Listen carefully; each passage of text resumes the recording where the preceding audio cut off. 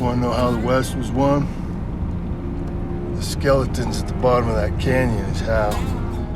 In Yellowstone lore, the infamous train station is where the Duttons dispose of their dirtiest secrets. But what is this Wyoming cliffside exactly? How many corpses are there? And how have the Duttons been able to get away with using the train station for so long? Let's dive in head first, as so many dead bodies have. As always, be warned of major spoilers ahead if you aren't caught up on all episodes of Yellowstone. Right off the bat, there's no one better to explain the train station than John Dutton himself. It's the trash can for everyone who's attacked us. According to the Yellowstone Patriarch, as for how that's possible, let's look at the real-life inspiration for the train station. There is, in fact, an actual juryless zone in the real-life Yellowstone National Park, that is. And it's called the Zone of Death. This ominous-sounding place is a juryless section of the national park, but it's not in Montana where the show is set, nor is it across the Wyoming border where the Duttons train station resides. Instead, oddly, it's in Idaho. If you didn't know, part of Yellowstone National Park actually does reside in Idaho, and it is this western section that contains the Zone of Death, a 50-square-mile section of literal no man's land. You can't see that from here. And despite its location, the Zone of Death is under the jurisdiction of the U.S. District Court for the District of Wyoming, due to it belonging to Yellowstone National Park. All of this is crucial, too, because absolutely no one lives in this area at all. And as the Sixth Amendment of the United States government decrees, the accused shall enjoy the right to a speedy and public trial by an impartial jury of the state and district wherein the crime shall have been committed. But since no residents reside in this 50-square-mile area of Idaho, there can be no jury formed from a population, because there is no population. So it is this exact place that many Yellowstone fans believe inspired Taylor Sheridan's lawless pocket of Wyoming. It lays in a jurisdictional dead zone in a county with a population of exactly 0, hence no jury of your peers and no court for a change in venue. Why are you so surprised? And such a lawless place makes it the perfect final destination for the Duttons' dirtiest secrets, which would be dead bodies. A lot of dead bodies. So let's rack up that death count and see how many train station dirt naps we've seen throughout Yellowstone so far. There is a century's worth of our family secrets down at the bottom of that canyon. Number 1, Rowdy. If we're going in chronological order, 90s ranch hand Rowdy is the first body we see dumped at the train station. Young Rip Wheeler killed his co-cowboy after a shared fling with Beth, so John and Lloyd were forced to help Rip dump Rowdy's dead body off at that infamous roadside cliff in Season 5's first half. Number 2, Fred Myers.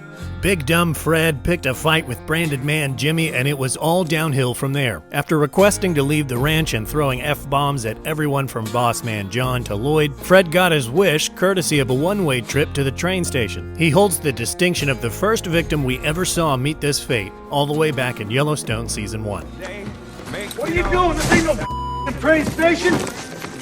Sure it is. A long black train. No. Number 3, Wade Morrow. A former Yellowstone rancher and branded man, Wade picked one too many fights with his old boss, John Dutton. But once he sent his son, Clint, who we'll get to trample Colby and Teeter to death, John and the Yellowstone had had enough. After the Dutton cowboys cut the brand from Wade's living chest, he was left to hang, then disposed of Dutton style. Number 4, Clint Morrow. Like father, like son. Enough said. Both Morrows bit the dust by Season 3's end. Cut up easy, you piece of... And ended up in the train station. Number 5, Chester Spears.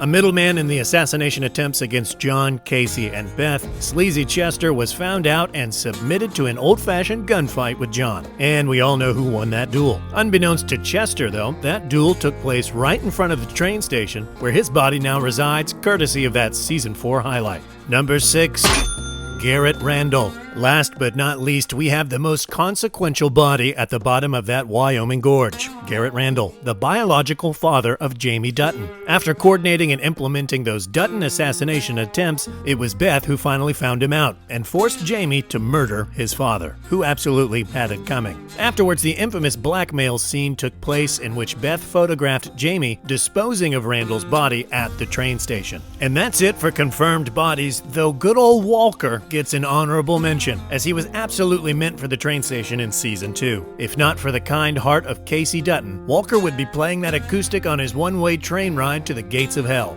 Yeehaw. And there's surely more train station stops to come as Yellowstone kicks back into gear. When I asked Cole Hauser who Rip Wheeler wanted to take to the train station next in Season 5, he had the absolute perfect answer. Whoever wants to go.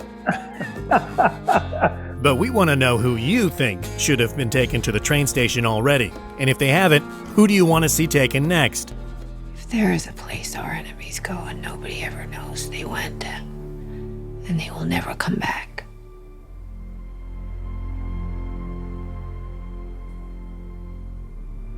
And I think that's the place for Jamie. Let us know in the comments below, and be sure to like this video and subscribe to Outsider for weekly Yellowstone content. And as always, thanks for watching, and we'll see y'all soon.